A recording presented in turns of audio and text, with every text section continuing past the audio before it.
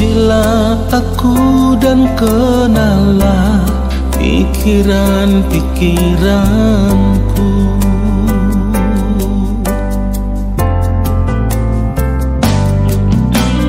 Selidikilah aku, ya Allah,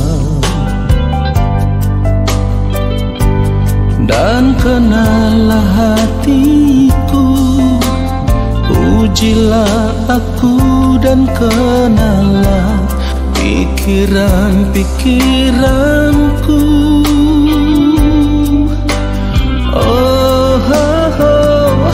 Lihatlah apakah jalanku seru, dan tuntunlah aku di jalan yang kekal. Lihatlah apakah jalanku seru, dan tuntunlah aku di jalan yang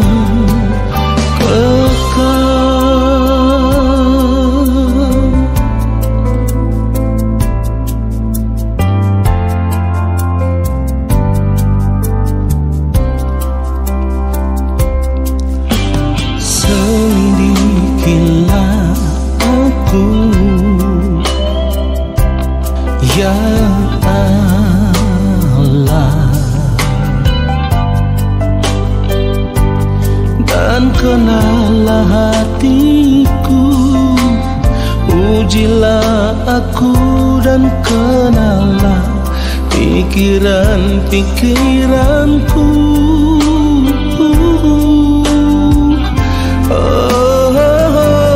Lihatlah apakah jalanku seru, dan tuntunlah aku di jalan yang kekal. Lihatlah apakah jalanku seru, dan tuntunlah aku di jalan yang kekal.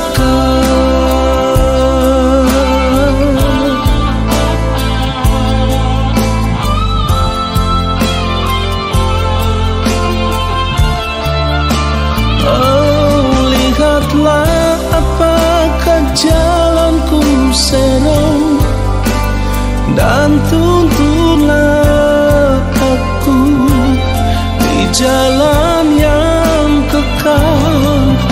Lihatlah apakah jalanku seru, dan tuntunlah aku di jalan yang kekal,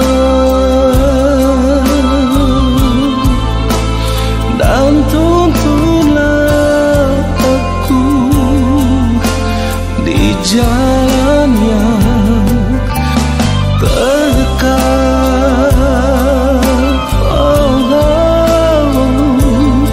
Dan tuntunlah aku di jalan yang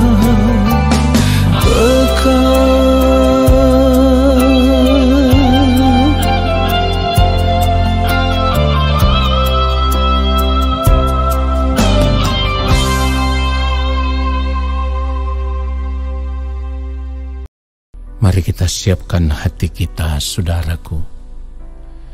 Yang Maha Mulia Bapa kami yang ada di dalam kerajaan sorga, saat ini kembali kami semua ada di hadapan Bapa, dan inilah saatnya di mana kami mau duduk diam di hadirat-Mu ya Tuhan, dan menanti-nantikan Engkau berbicara bagi kami.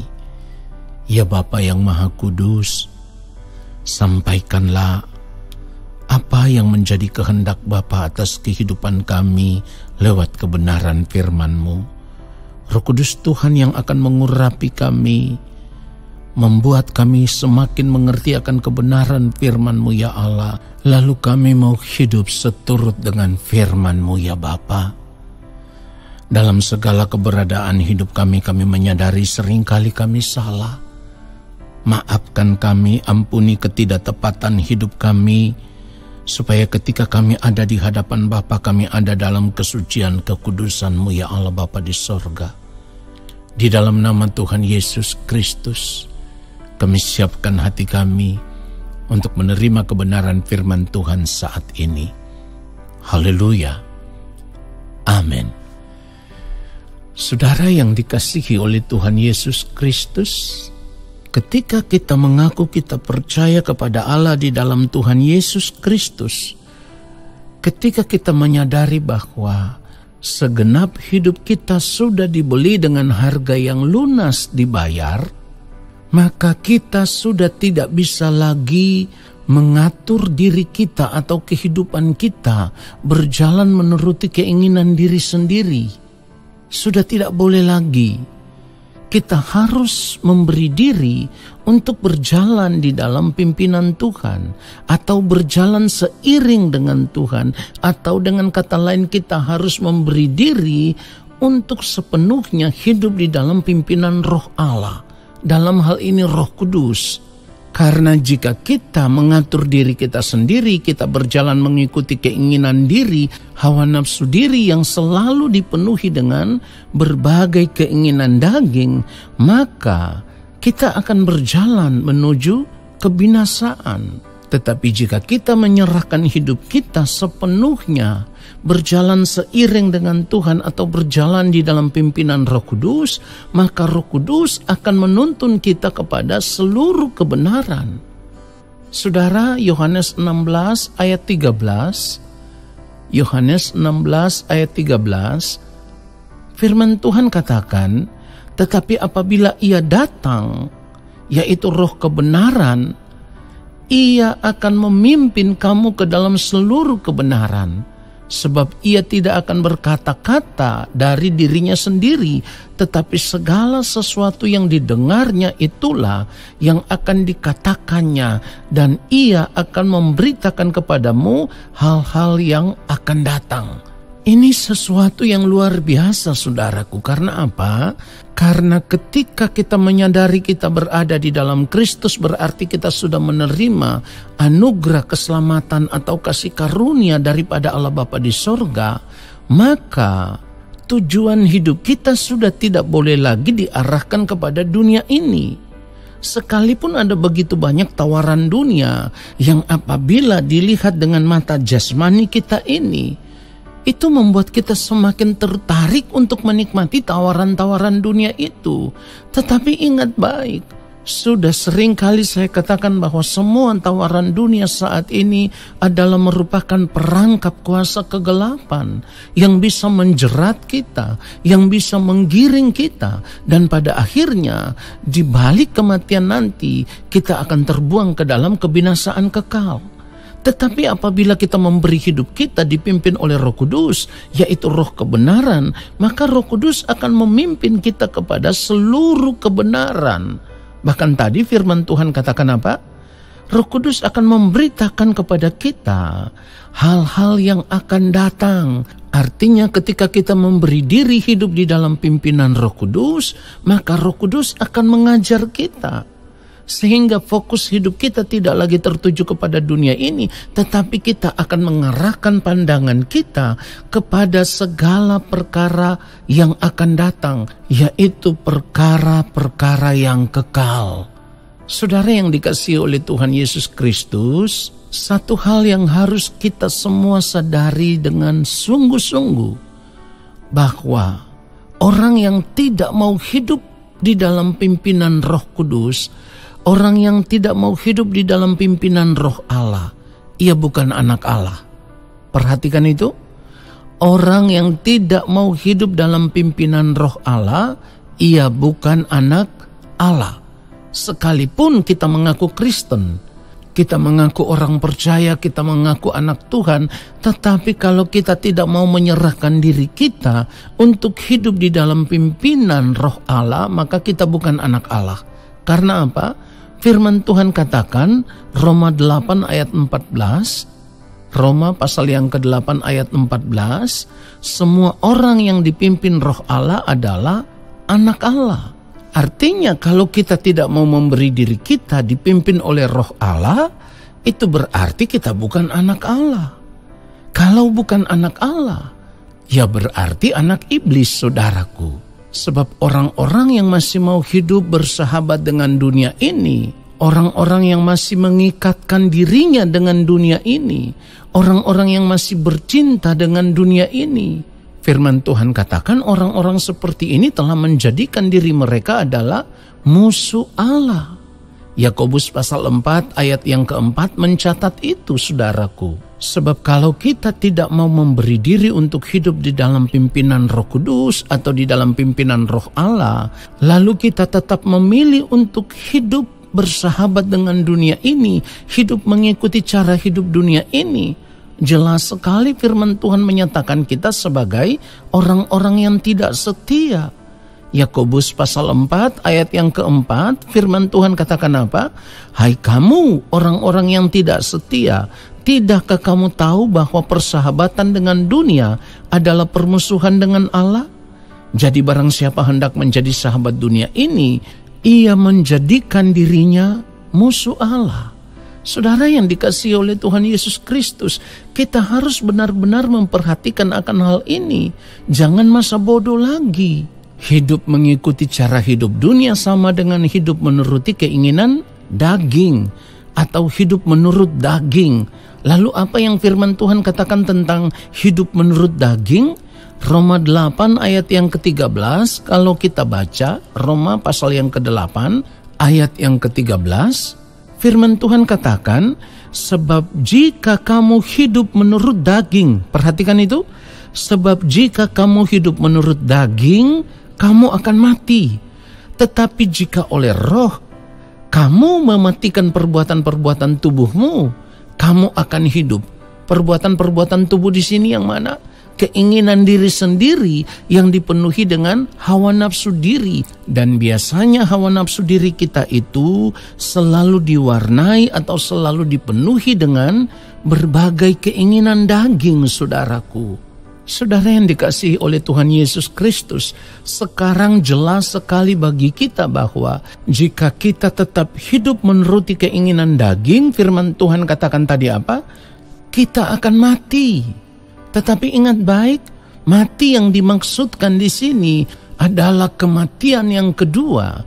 Artinya setelah kita berada di hadapan pengadilan Kristus dan Kristus tidak melihat hidupnya, ya, karakternya, pribadinya ada di dalam kehidupan kita, maka kita tidak akan dikenal sebagai anak-anak Allah.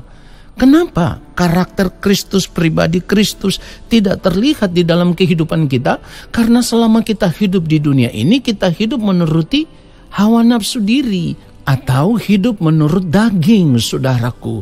Dan firman Tuhan katakan kalau kita hidup menurut daging, kita akan mati. Nah, oleh sebab itu, kalau kita sudah mengerti akan kebenaran seperti ini, lalu kita tidak mau menyerahkan hidup kita, memberi diri kita untuk hidup di dalam pimpinan roh, itu kan berarti kita menjadi orang yang paling bodoh.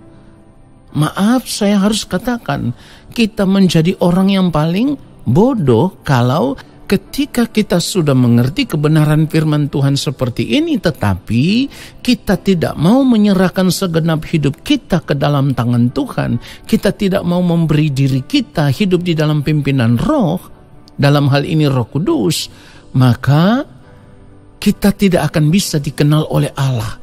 Karena hanya orang yang hidup di dalam pimpinan Roh Kudus yang akan diakui sebagai anak-anak Allah. Saudaraku, kebenaran ini sudah sangat jelas sekali. Tetapi karena keinginan hati kita masih ingin menikmati dunia ini dengan segala kesenangannya, pada akhirnya kita menjadi orang yang masa bodoh. Kita tetap memberi diri kita untuk hidup di dalam daging atau hidup menurut daging. Dan itulah yang membuat kita menjadi orang yang paling bodoh. Kenapa? Karena begini, kita sudah tahu bahwa hidup menurut daging itu berarti ada ancaman bahaya di depannya. Sekali lagi, kita sudah tahu bahwa hidup menurut daging itu berarti ada ancaman bahaya di depannya. Mungkin sekarang belum terlihat, tetapi pasti di balik kematian kita baru terkejut bahwa orang yang hidup menurut daging tidak akan pernah dikenal oleh Allah sebagai anak-anaknya. Dan itu juga berarti orang yang tidak dikenal sebagai anak-anak Allah akan terbuang dari hadapan Allah, terbuang dari hadirat Allah. Dan terbuangnya itu jelas ke dalam kebinasaan kekal, saudaraku. Dan ini yang sering kali saya katakan sebagai suatu kengerian yang sangat dahsyat. Ya, suatu kengerian yang sangat dahsyat. Jadi saya mau katakan, jangan masa bodoh dengan hal ini, saudaraku. Kalau saat ini kita mau menyadari bahwa ketika kita hidup menurut daging berarti ada ancaman bahaya. Dan bahayanya itu adalah bahaya yang kekal, artinya penderitaannya tidak akan pernah berhenti sampai selama-lamanya. Maka kita harus bertindak, kita harus mengambil keputusan untuk merubah diri, untuk bertobat, untuk meninggalkan cara hidup kita yang tidak sesuai dengan kehendak Tuhan. Lalu kita mulai memberi diri kita untuk hidup di dalam pimpinan Roh, di dalam pimpinan Roh Kudus, dan Roh Kudus akan menuntun kita kepada seluruh kebenaran. Saudara perhatikan baik. Hidup di dalam pimpinan Roh Kudus bukan berarti lalu kita bisa menikmati dunia ini dengan segala kesenangannya. Ada kenyamanan hidup dunia, ada kebahagiaan hidup dunia. Tidak. Ketika kita mau memberi diri untuk hidup di dalam pimpinan Roh Kudus, berarti kita juga masih tetap harus menghadapi masalah hidup, persoalan hidup, tantangan hidup. Namun demikian, saudaraku, seringkali Allah izinkan itu terjadi di dalam kehidupan kita supaya lewat semua persoalan hidup, masalah hidup, tantangan hidup itulah kita semakin diproses untuk semakin menjadi dewasa di dalam Tuhan. Kita semakin mengerti apa yang baik, yang berkenan kepada Allah dan yang sempurna, lalu kita hidup melakukannya. Jadi ingat baik, hidup di dalam pimpinan Roh Kudus bukan berarti hidup dalam kenyamanan, tetapi orang yang hidup di dalam pimpinan Roh Kudus sekalipun ada masalah, ada tantangan, ada persoalan, tetapi seperti janji firman Tuhan bahwa semua yang terjadi itu tidak akan melebihi kekuatan kita sebagai manusia. Itu janji Allah. Perhatikan itu, saudaraku. Dan ketika kita mau hidup setia menuruti pimpinan Roh Allah, kita menjadi anak-anak Allah, berarti nanti di balik kematian kita akan menerima warisan yang telah disediakan oleh Allah Bapa di sorga bagi anak-anaknya. Apa warisan itu? Roma pasal 8, kalau kita melihat ayatnya yang ke-17, Roma 8 ayat yang ke-17, firman Tuhan katakan, dan jika kita adalah anak, maka kita juga adalah ahli waris. Maksudnya orang-orang yang berhak menerima janji-janji Allah yang akan menerimanya bersama-sama dengan Kristus, yaitu jika kita menderita bersama-sama dengan Dia, supaya kita juga dipermuliakan bersama-sama dengan Dia. Jadi perhatikan itu, saudaraku, hidup di dalam pimpinan Roh Allah bukan berarti tidak ada masalah. Tetapi hidup di dalam pimpinan Roh Allah itu justru disitulah kita akan menghadapi persoalan-persoalan hidup, masalah hidup, tantangan hidup yang semuanya itu dipakai oleh Allah untuk membentuk kita. Sehingga pada akhirnya kita bisa menjadi pribadi seperti yang Allah Bapa di sorga kehendaki, yaitu pribadi yang sama seperti yang mulia Tuhan Yesus Kristus. Ketika kita menjadi pribadi yang sama seperti Kristus, berarti kita juga akan mencapai kesempurnaan sama seperti Bapa di sorga yang adalah sempurna. Kiranya kebenaran firman Tuhan ini menyadarkan kita semua supaya kita mengambil keputusan untuk menyerahkan hidup kita atau memberi segenap hidup kita untuk hidup di dalam pimpinan Roh Allah. Tuhan Yesus memberkati kita semua. Amin. Mari kita berdoa. Bapa yang Maha Kudus, terima kasih untuk kebenaran firman-Mu. Kami mau belajar untuk terus berubah di dalam setiap keberadaan hidup kami. Kami mau berjuang supaya apapun yang kami lakukan di sepanjang hari-hari hidup kami, di sisa umur hidup kami, semua yang kami lakukan hanya untuk hormat kemuliaan nama-Mu ya Allah. Kami mau belajar untuk mengenakan hati-Mu ya Bapa, memiliki hati yang sama seperti yang mulia Tuhan Yesus Kristus, supaya kami tidak mengingini apapun yang ada di dunia ini. Kami mau arahkan pandangan kami hanya tertuju kepada kerajaan-Mu saja ya Bapa di sorga. Terima kasih untuk firman-Mu yang sudah menyadarkan kami, dan kami percaya ketika kami mengangkat tangan di hadapan Bapa di sorga, Engkau Bapa yang akan menurunkan tangan dan memberkati setiap kami. Turunlah atas kehidupan kami segala berkat kasih karunia daripada Allah Bapa di sorga.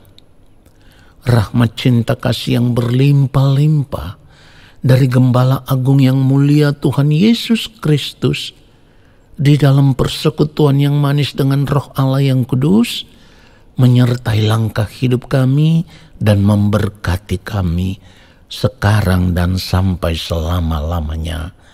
Amin. Saudaraku, selamat menjalankan aktivitas di sepanjang hari ini. Tuhan Yesus memberkati kita semua. Sampai jumpa dalam Mezbah Syukur besok hari. Shalom.